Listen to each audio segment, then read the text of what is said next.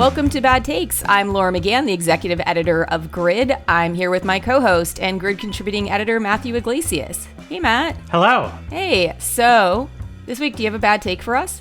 I do. I mean, technically, this is a news story, but I think one of my beliefs is that there's often takes embedded in the news and how it is covered.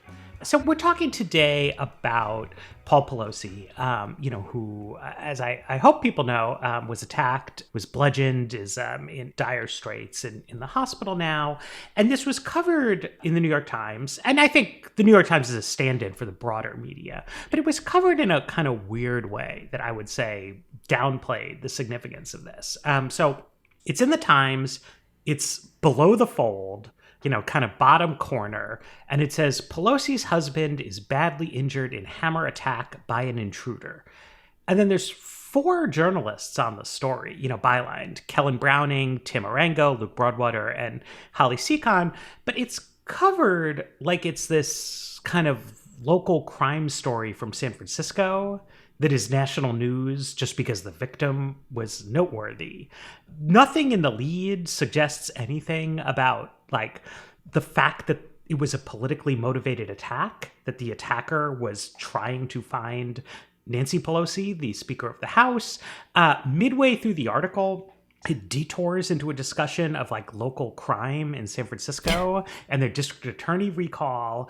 And you wouldn't infer from this story what was, I think, pretty clear from the initial reports, and the FBI has confirmed with its affidavits, which is that, this guy was not a top flight international assassin or anything, but he was trying to find and kidnap Nancy Pelosi because she's the leader of the Democratic caucus in the House, and he wanted to expose her lies and send a message to the rest of Congress. I mean, it was like a dipshit terrorist attack, but it's a political violence. It's a terrorist attack. It's not a burglary in San Francisco.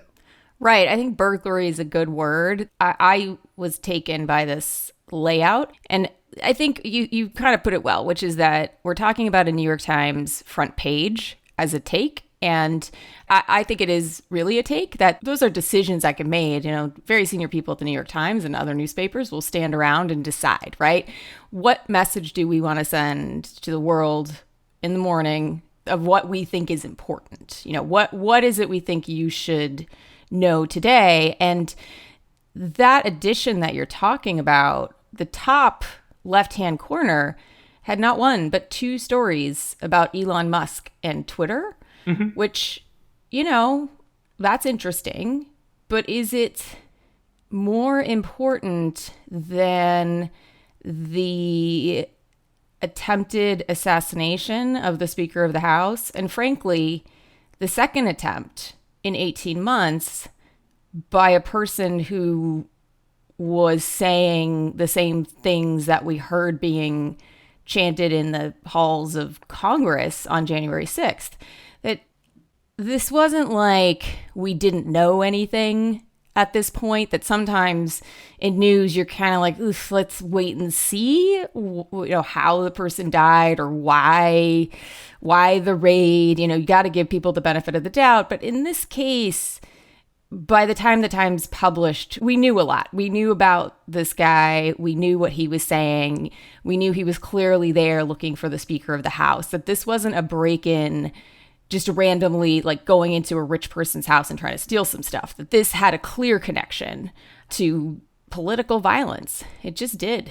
Right. And, it's also, a contrast with the way the Times, because, to be clear, Nancy Pelosi is not unique in being a victim or potential victim of political violence in the United States. But when there was a shooting at the congressional baseball game back in 2017 in June, and Representative Scalise was seriously injured, the Times gave that the banner headline treatment.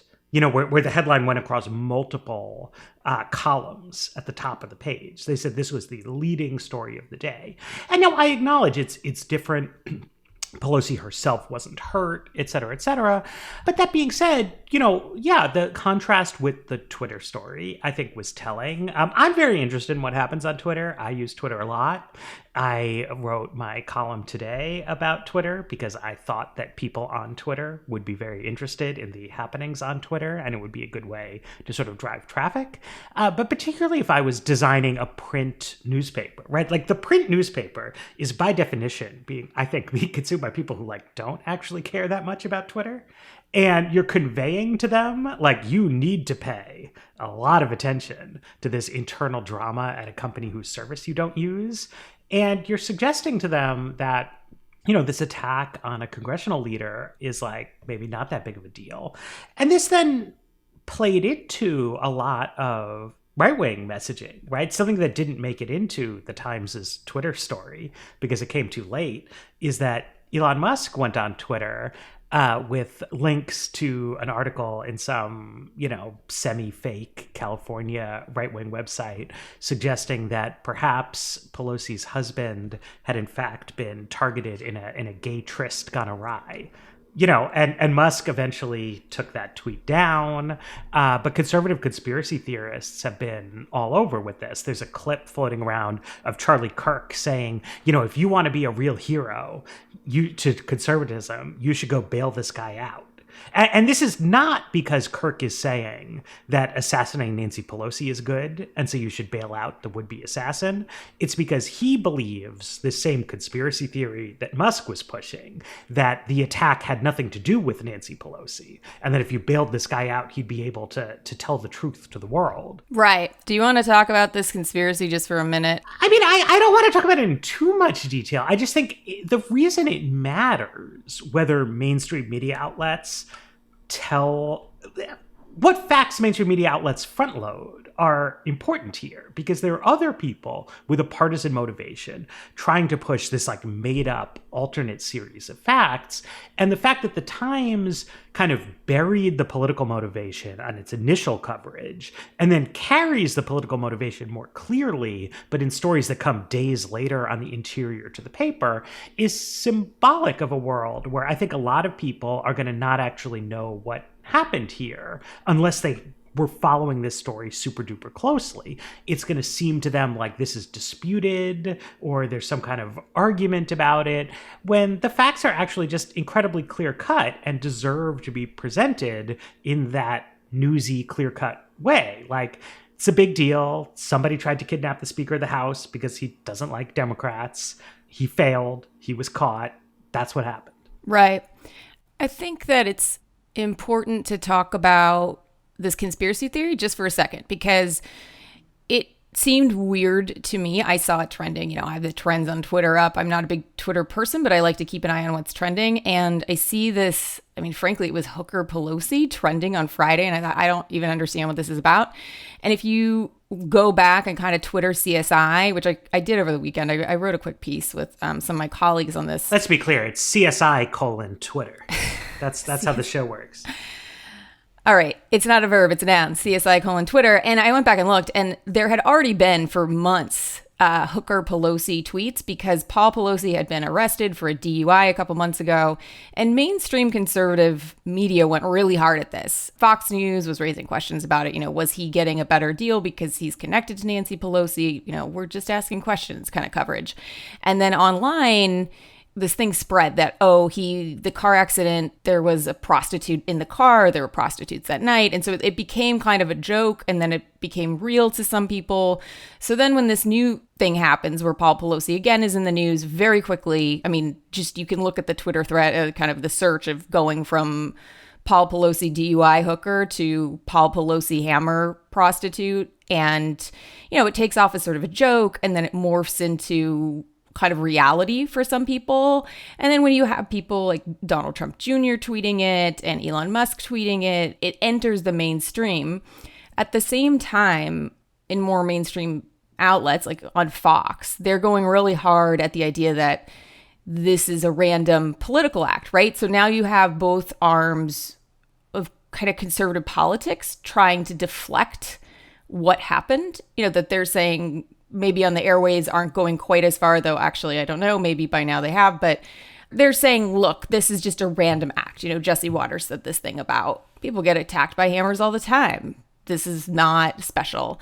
And then you've got online stuff saying this is actually a weird story about a prostitute. So you've got like the conservative movement all on board behind the plan to totally dismiss this, that they're not going to make this some kind of moment of reckoning of looking at a decade of vilifying Nancy Pelosi or looking at how a culture or sort of a backdrop of rallying up or whipping up people around violent rhetoric and an enemy and kind of making Nancy Pelosi this enemy number one, which I knew that going into this story. You know, we all know that she's in attack ads. I've seen her on billboards and stuff with like a, like a sniper scope on her face and such. And it was stunning to me just how kind of in a post-Hillary Clinton environment, she became this real boogie woman. So she was, by like 2018, she's 1 in 3 attack ads have her featured in the attack ad. And now this cycle, she and Joe Biden are the number one and, number 1, number 2 faces in these attack ads.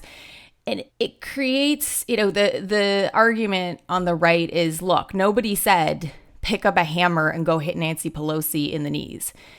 But clearly, when you've got this drumbeat of attacks that are becoming increasingly violent, increasingly dehumanizing, that this is just bound to happen. Well, so I want to take a slightly different angle on this, right? Because, stepping back to, as you were saying, why was conservative media going so hard at the Paul Pelosi DUI incident, right? Because, like, fundamentally, everything that's going on in this coverage is about the upcoming midterms, right? And one of the ways that left and right media differ is that right-wing media, Fox in particular, but I think a lot of online right-wing media too, is much less ideological than left-wing media and is more partisan. So like Paul Pelosi was driving drunk is not an important story about conservatives and progressives and their ideas and their public policies. It's just an embarrassing story for Nancy Pelosi, right? And that's the kind of thing that gets a lot of play on Fox. If you scroll around, like the Nation's, top story today is about how courts make it too hard for defense attorneys to help their clients. And then there's something about, gun control in Iowa. And at the American Prospect, there's a bunch of stories about Lula in Brazil. Right? These are like ideological priorities that leftists have. Right-wing media is much more dug in on, zeroes in on things like what's up in the midterms, right? And a key just modality of the midterms is that the national political climate is bad for Democrats. So House Democrats who are in frontline seats are running ads that emphasize their bipartisanship, emphasize their independent thinking, emphasize the work that they've done on not so ideological issues, et cetera, et cetera. And the Republican ads counter that by saying Representative so-and-so votes with Nancy Pelosi 99% of the time, right? Votes with Nancy Pelosi 100% of the time. So-and-so and Pelosi, right? Like that's the natural kind of like ebb and flow.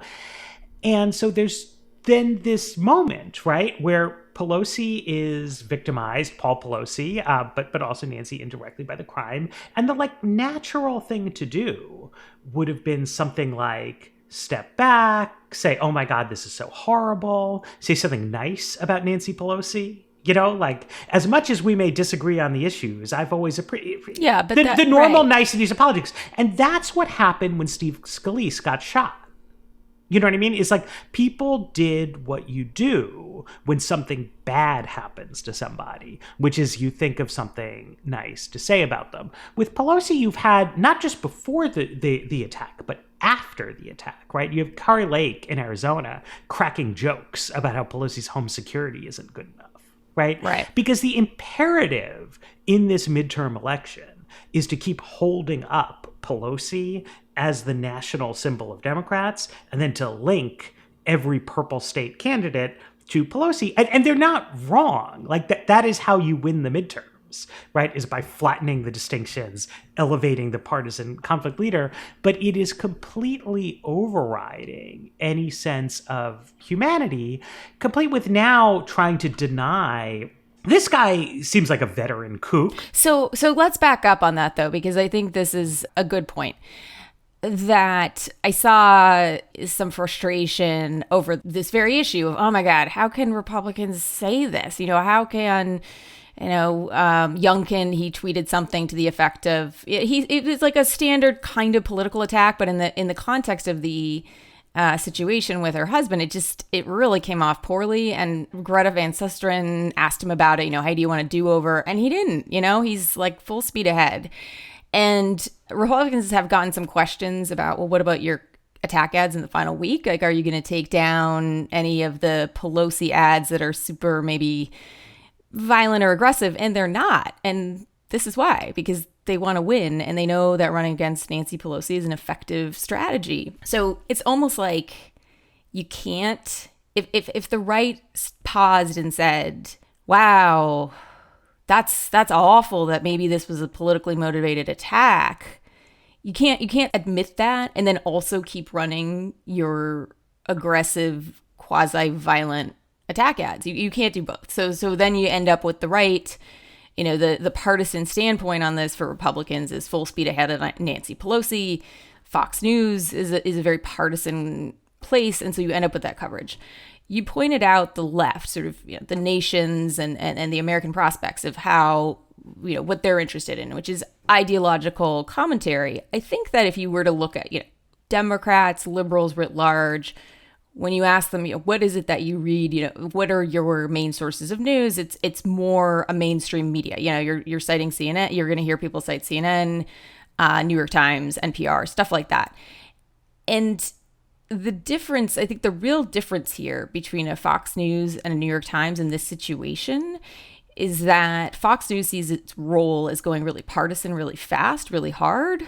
And the New York Times is going to go, well, let's be cautious here, right? Like the FBI has not said that this guy was politically motivated. We need to be cautious. So I see that as the stance that happened. I could see how this story came together. The law enforcement has not confirmed that this guy who has these blogs and these social media accounts pushing all this QAnon stuff, et cetera, and showing up with zip ties and saying similar things as the hallways on January 6th, that they're like, well, let's just keep this neutral. And what is frustrating to me in mainstream media is that going neutral isn't really neutral. You are sort of in this environment allowing other narratives to take over, and you're not able then, it's too late. That actually that decision to not try to step into the fray means that your readers are left behind, and it frustrates me. Yeah, I mean, I agree with that. And I think, it also it winds up sidelining, I think, policy questions here. Somebody who works in politics in California, asked me the other day, is like, well, do you think we should do something to increase security, around members' houses, or maybe just for leadership? And I said I had sort of mixed feelings about that idea. But it seems like something that's worth talking about, right? I mean, after there was a guy who I think wanted to shoot Brett Kavanaugh. And after he was caught, Congress passed a bill to increase security at Supreme Court justices, which seemed like a good idea to me. Fans of the Pelican Brief will recall that. Right. I mean, assassinating Supreme Court justices. Sorry, back this up. An interesting fact about assassins in American history is that almost all of them have been kind of unhinged. Okay, you love this. You love talking about this. No, I mean, it's not wrong. I spell this out. Make your case here about the unhinged assassins of our time. I think it's important. Hinckley, who shot Reagan, he had some beef with Ronald Reagan, but he also had in his head that this would impress Jodie Foster. Yeah. right? This guy who wanted to kidnap Pelosi, he was a nudist. He was like into all kinds of weird stuff. Recently, he'd gotten into right-wing QAnon stuff. Yeah. But like he was a weirdo long before he was a right winger, if you know what I mean. Even like Sirhan, who shot Bobby Kennedy, his motivation was something about Palestine. That was weird. It was like way away. It was not the center of the national debate. Right, of the actual national debate. If you have not read the book or seen the movie, great movie, Denzel Washington, Julie Roberts. The idea of the Pelican Brief is, look, you assassinate a Supreme Court justice, you can radically alter the outcome of American jurisprudence in incredibly predictable ways. It's not something that's ever actually happened. But there was this guy recently who, seemed like he was seriously trying to kill Brett Kavanaugh because he was upset about conservative control of the Supreme Court. And, they beefed up justices' security after that, which I think they should. Right. That seemed quite reasonable given the climate. Again, just, the realities of it. Presidential assassinations have gone way down since they invested more in the Secret Service. And actually, after January 6th, this came up too. I think Pelosi was pushing for this, for more security for members of Congress and their families. I don't know exactly what happened in terms of funding and all that, but she has security around her, right? Like, she was back in Washington and she has security that travels with her. Yep. The issue here was, okay, she wasn't home. And so in this case, like you're saying, you've got this person who, he planned out his attack insofar that he had his bag of stuff and he knew where the house was, and he seemed to think, okay, I'm going to break in this way. But he didn't check to make sure Nancy was home before doing all of this. It's not like he was... Also, fundamentally, it was a bad plan. The only reason he was able to execute this plan is that she wasn't home. Like, if he'd researched it properly, there would have been security there had she been there. Right, because they travel with her. Exactly. So it wouldn't have worked. So, I mean, I don't know what to say. Or maybe, I don't know. Look, I don't know. It seems like this guy is like not that savvy, as thoughtful about his assassinations as he could be. At the same time, like, it's a serious issue. I mean, threats to people's family members matter, obviously. And, I like the fact that the United States does not have, like, super heavy security traditionally around people outside of the first family. I mean, I think that's like a nice gesture of living in a small d democratic society. At the same time, like, we don't want congressional leaders' spouses getting their heads bashed in by maniacs with hammers. And, it's an important, I think, issue to talk about. But if we are insisting, because Republicans, for the point of their midterm campaign, don't want to admit that this was a politically motivated attack, it's going to press that off the media. It's going to stop them from acknowledging that there's like a nonpartisan, non-ideological topic here that actually deserves to be addressed. But instead, their kind of electioneering gambit, which like wants to downplay the political motive of the violence, wants to downplay the seriousness of this in order that they can go full steam ahead, Nancy Pelosi is the devil, is just keeping off view like an important question of substance. And again, I think bad for the mainstream press to end up complicit in that and just kind of getting dragged around by, conservative Republican electioneering imperatives. I agree. And you still see it. I mean, you still see these things. So I think the New York Times is being more direct in the coverage because of the affidavit that was released, and it included notes from investigators who interviewed the suspect, right? So that they're laying it out more directly of what happened and the implications. But the other side says that's not the case. Like, they say everyone gets hit by hammers. And it's like, well, it's tough because, like, I think like more liberal readers do like to get a fuller picture of what's going on.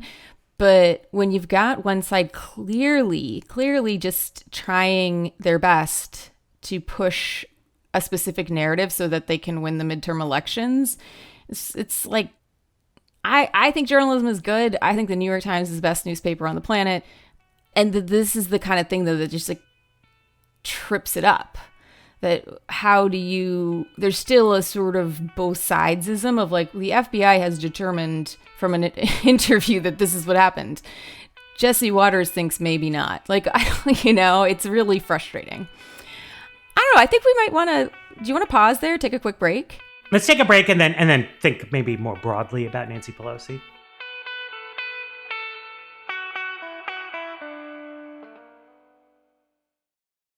Okay, we're back. Maybe we should turn our attention now to why it is that Nancy Pelosi has been a target for so long for the Republican Party.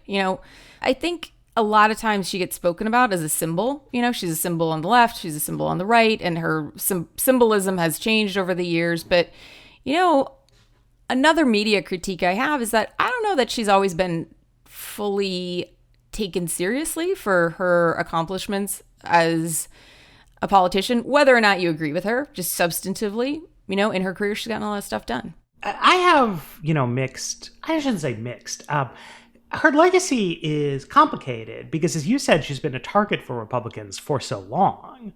And like the literal reason that she's been a target for Republicans for so long is that she's been the Democratic Party's congressional leader for a very long time. Yes.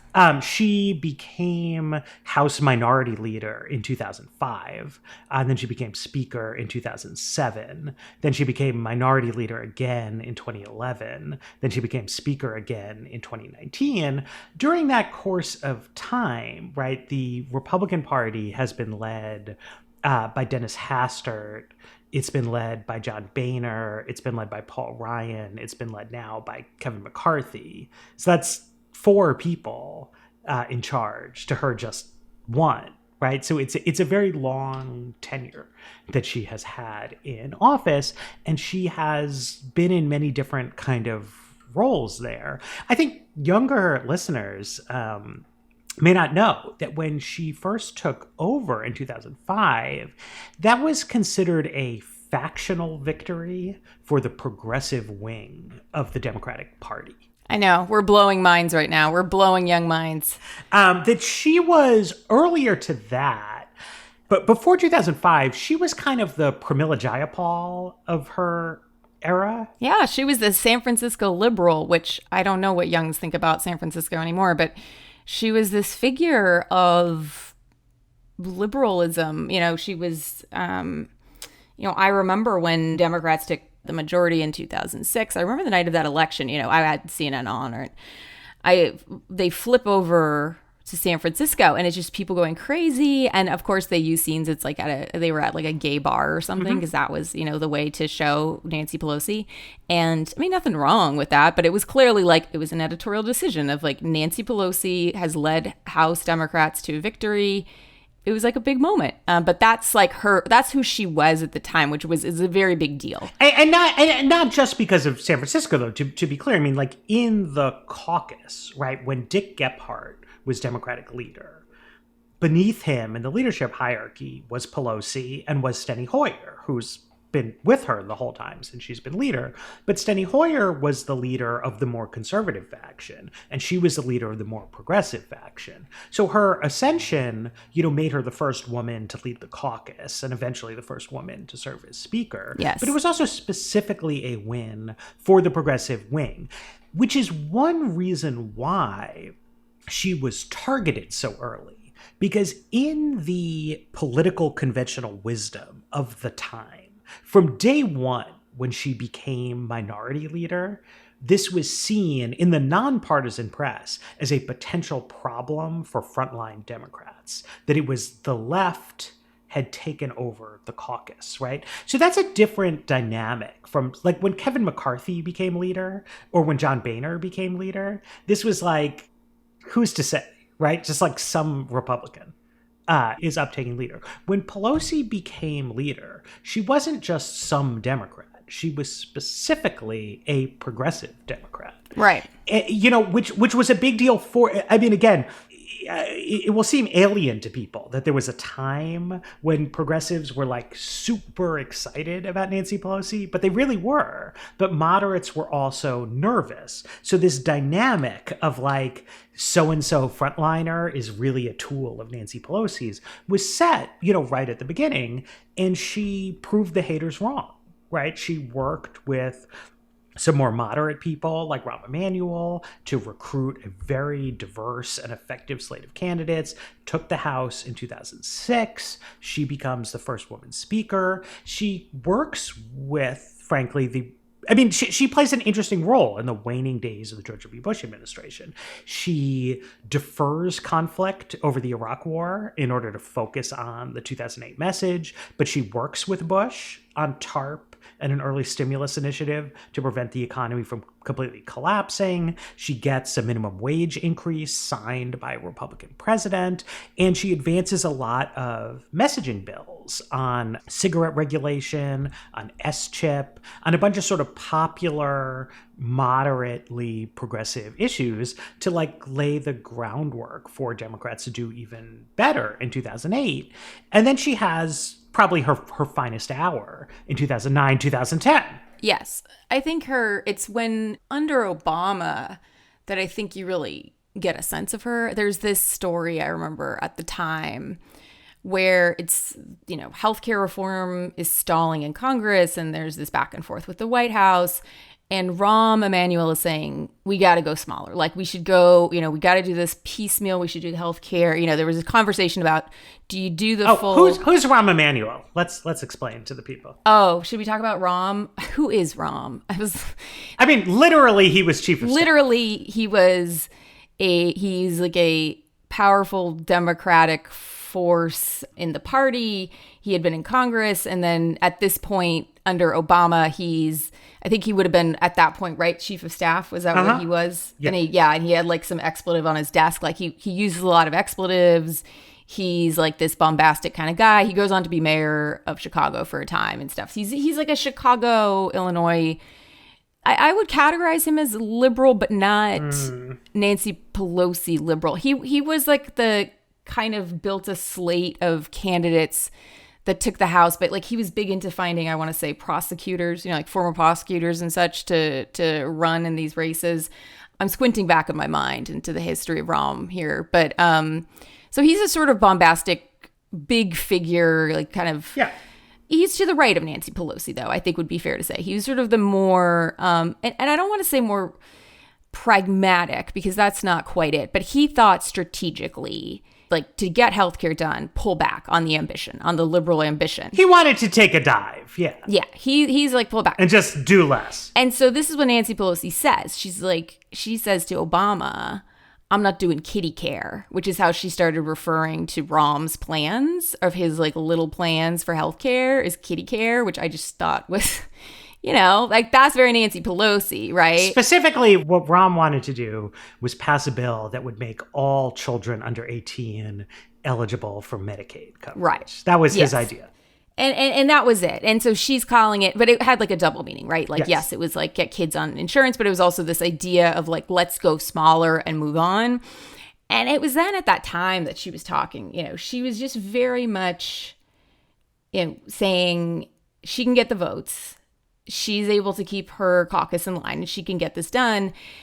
And, it was that first, it was the first 2 years of the Obama administration that she really delivered for Obama. She delivered the votes on she had her conference take a lot of really hard votes because she knew at the time, you've got new president, you've got 2 years, Democrats had the Senate, barely, but, what could she get through? And, this is where you see her really push stuff through. Well, I just want to say that the yin and yang of Pelosi as leader is that she is incredibly effective at getting her members together and passing bills through the House.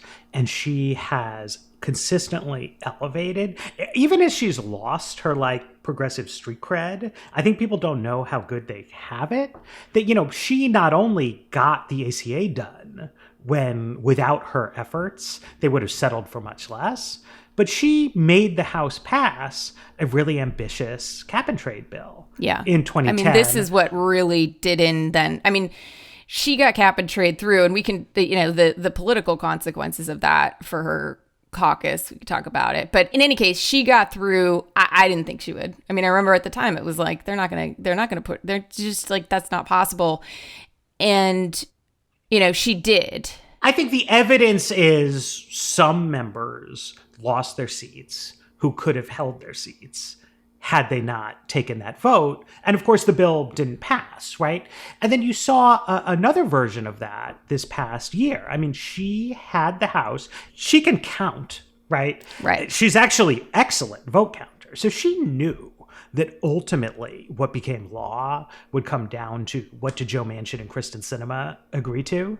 Right. But even though she knew that, she had the House vote on a very expansive $3.4 trillion version of Build Back Better, simply because she thought that doing so would somewhat raise the temperature on Manchin and Sinema and would lead to a somewhat more progressive ultimate outcome. And maybe it did.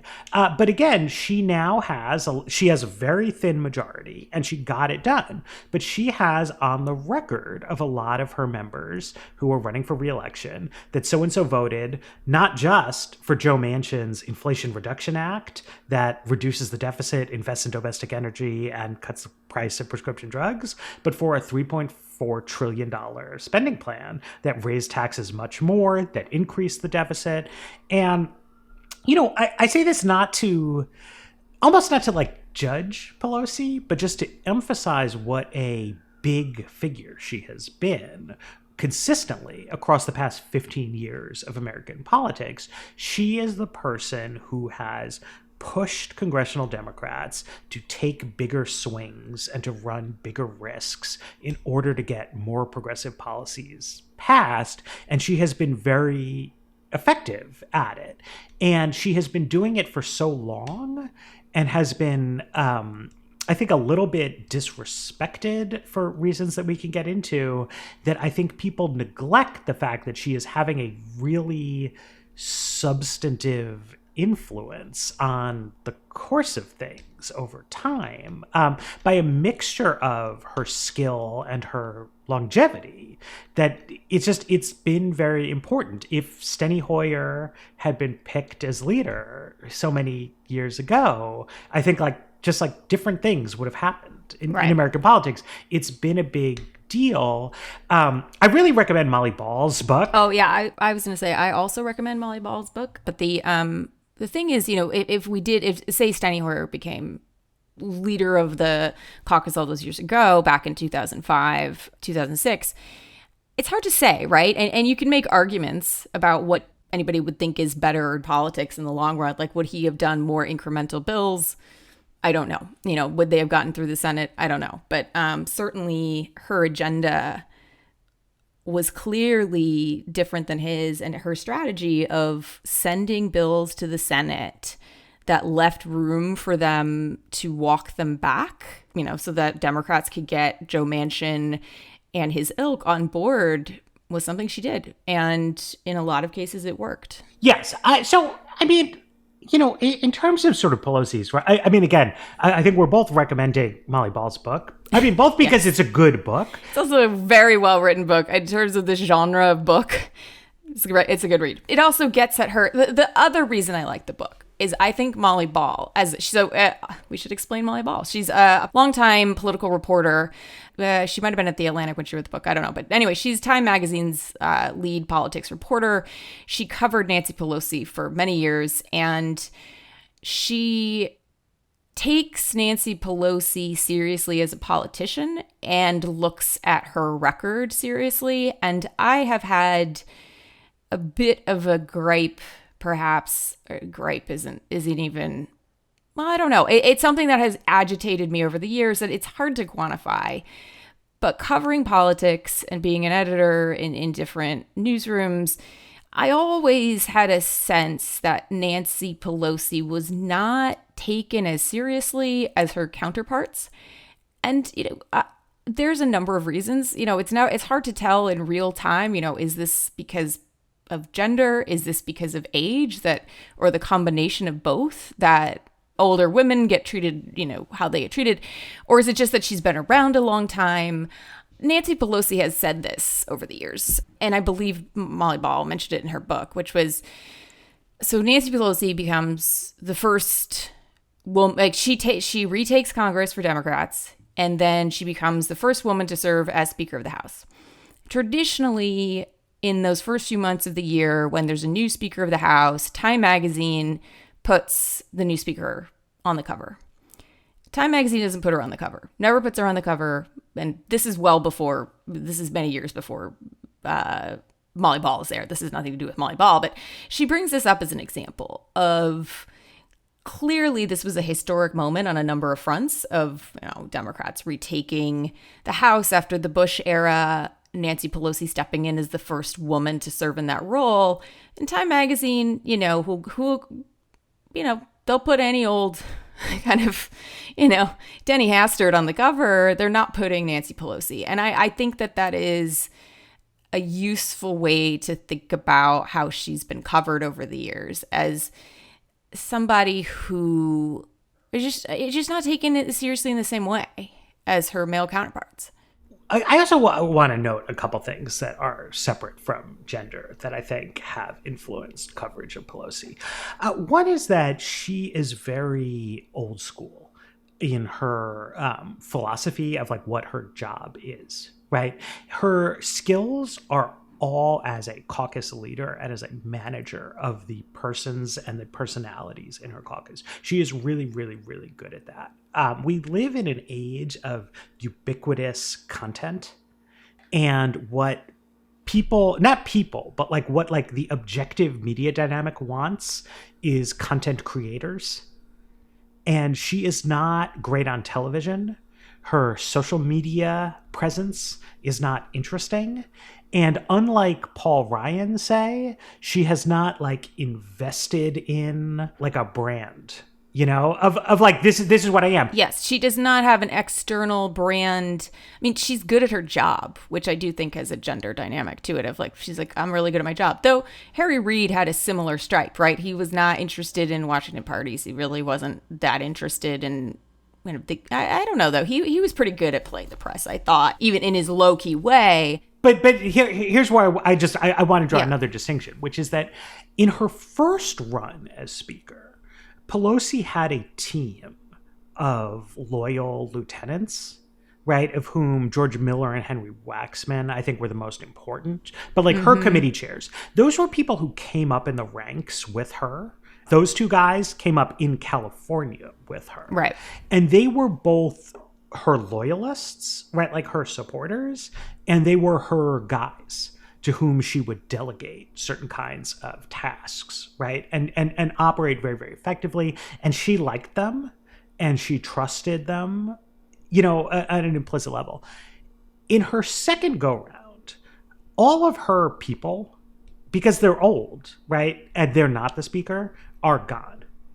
And she is surrounded now with a leadership team that consists of her longtime rivals, like Steny Hoyer, and of the people who want to replace her, right? And that has caused her to take a different approach in this second go-round that is more closed off and more narrow and more based on, I think, keeping her own counsel somehow or other. And the press, we hear less from her in 2019, 2020, 2021, 2022 than we did in the 2007, 2010 era. She's still operating at a very high level as a manager of her caucus, which is her core thing and her core philosophy of leadership. But her communications strategy and stuff like that, just the other people who she worked with, have largely moved on. I think that's true. It's a different vibe. We've talked about this. Yes, that she's not great on TV. She's not great sort of live. She's just not a great sort of public communicator. It's its own thing. That's not her strength. And increasingly in recent years, like you're saying, she, with this sort of without her kind of loyalists kind of around her, it becomes even more risky to really be out there.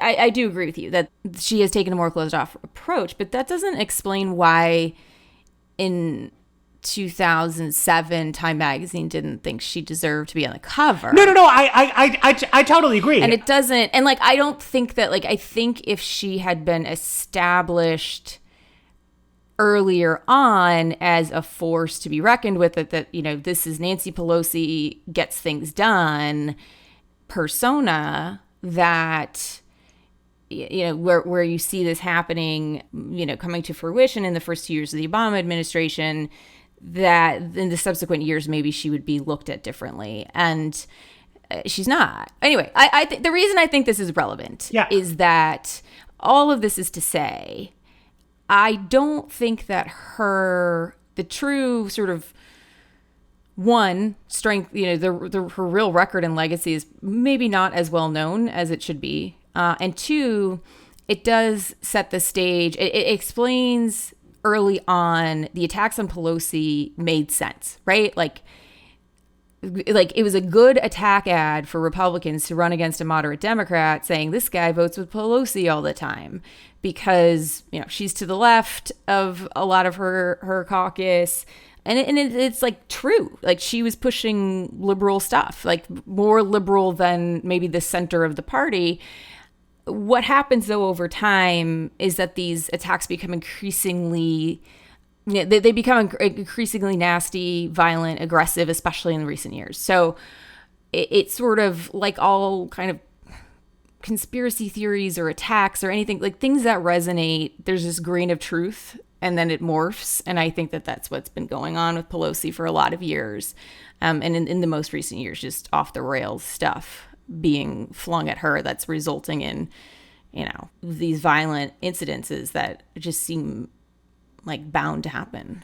Yeah, I mean, so I do want to talk about ultimately the source of my falling out with Nancy Pelosi's press team, which was that sometime during the 2018 cycle, you know, I opined that Democrats would probably be better off heading into the midterms, the then midterms, if Pelosi said that, you know, she was going to retire and that the party would then be led by a fresh face. And I got a response from somebody on her team to me, which said, I think someone like you should be careful talking about women's faces in politics.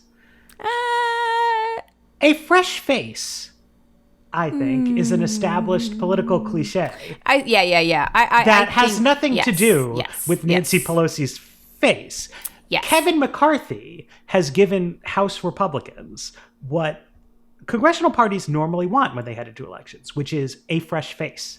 Nobody knows who the fuck Kevin McCarthy is. So nobody can run ads linking their opponent to Kevin McCarthy because that doesn't mean anything to anybody.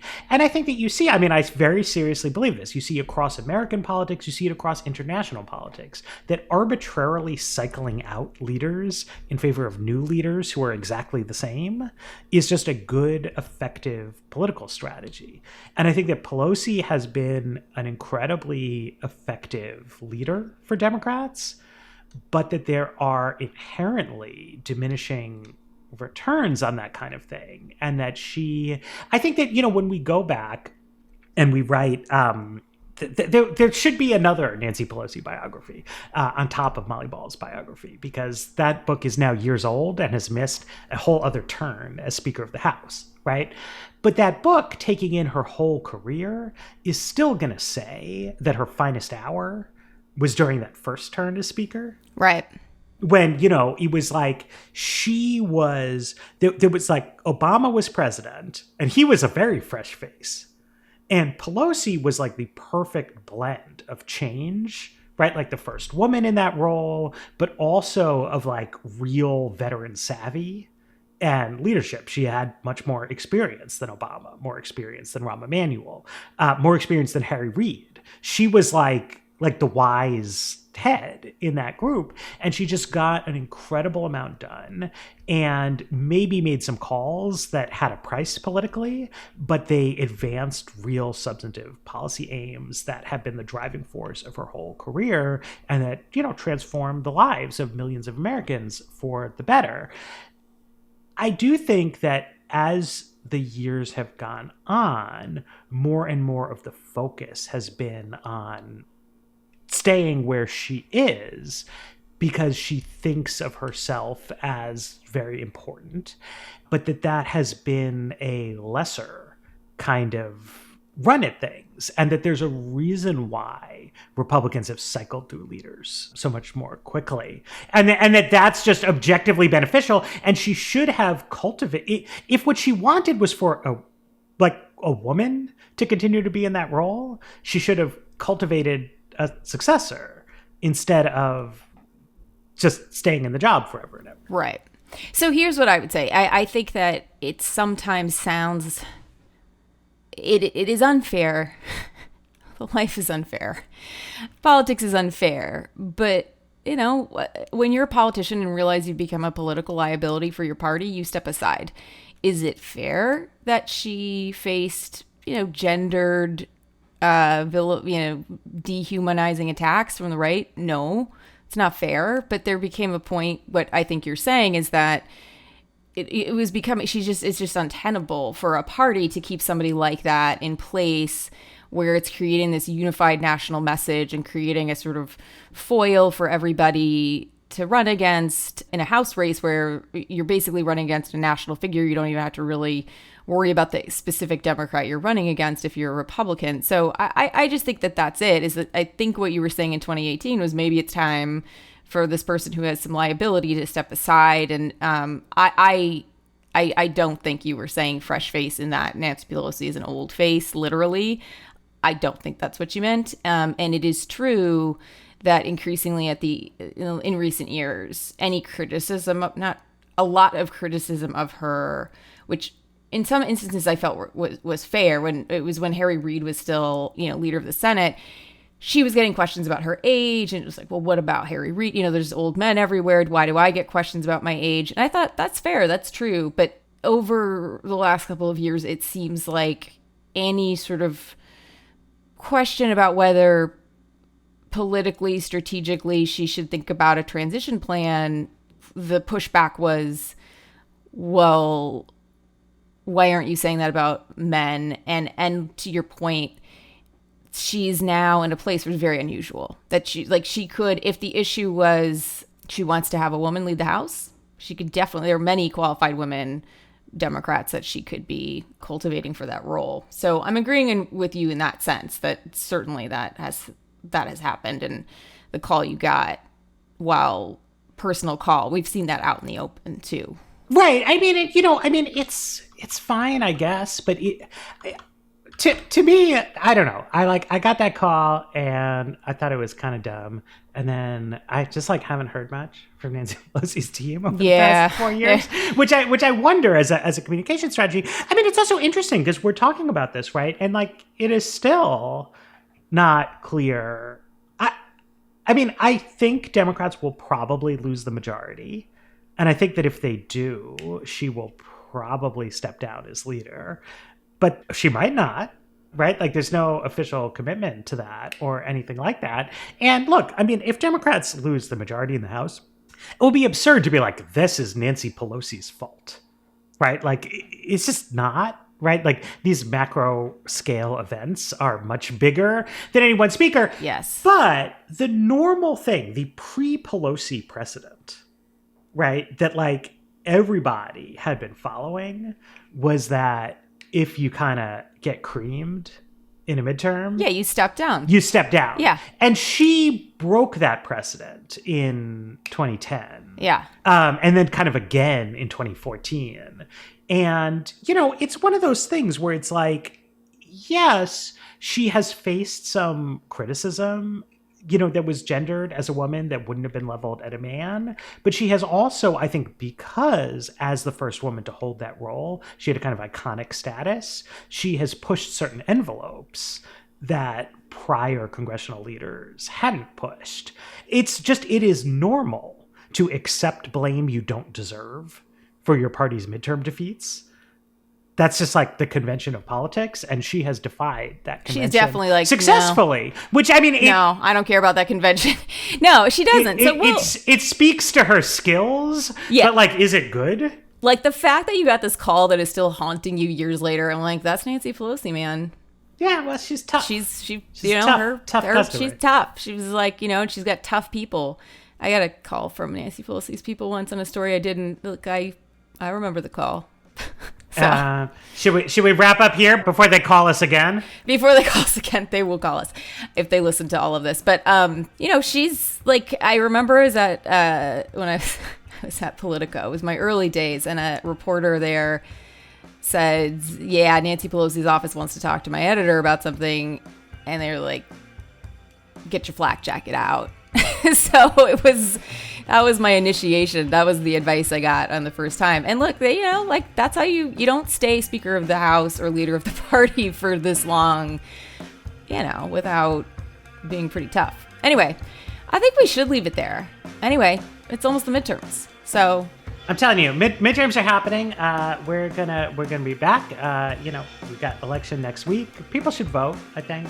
Gonna go vote myself. As always, Bad Takes is a production of Grid. Our producer is Olivia Reingold, and many thanks to her. And we will be back with more Bad Takes.